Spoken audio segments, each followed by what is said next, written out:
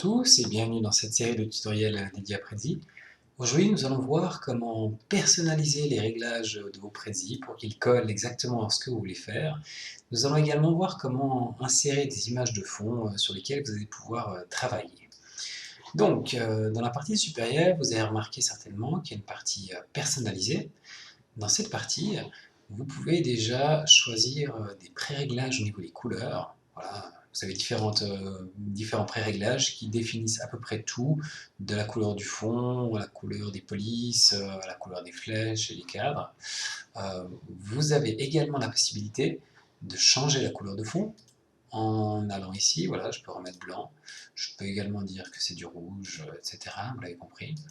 Et je peux aussi, si je le souhaite, insérer une image de fond. Voilà, je vais parcourir, je vais par exemple choisir cette image que j'ai sur mon disque dur, il me dit qu'elle est trop grande, je dis qu'il faut la réduire à la taille qui est suffisamment petite pour qu'elle soit lisible.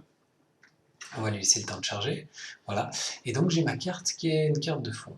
Le petit problème ici, c'est que ça fonctionne comme Prezi l'appelle une image 3D, c'est-à-dire que pour moi il va être difficile de faire coller quand je me déplace un élément à l'image sans que l'angle se déplace par rapport à l'autre. Vous voyez, je me déplace et puis l'angle ne correspond pas tout à fait à l'autre.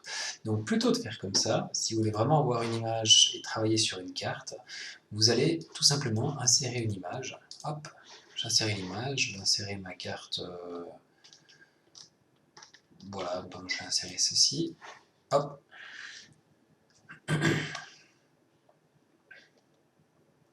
Et puis ici, maintenant, si je déplace mon objet dessus,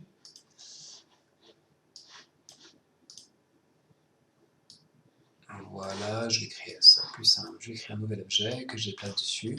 On verra qu'il reste identique. Et je peux ici beaucoup mieux faire un objet qui colle exactement à ce que je suis en train de faire, que je zoome ou je ne zoome pas, contrairement à tout à l'heure où l'objet sur le premier plan se déplaçait par rapport à l'objet du deuxième plan. De retour dans la partie personnalisée donc, vous avez également la possibilité, vous pouvez sauver le thème actuel, et vous avez également la possibilité d'avoir des réglages plus fins, des réglages avancés. Vous avez la partie plutôt experte, où vous pouvez choisir exactement la couleur en rentrant les types de couleurs qu'il y a dedans.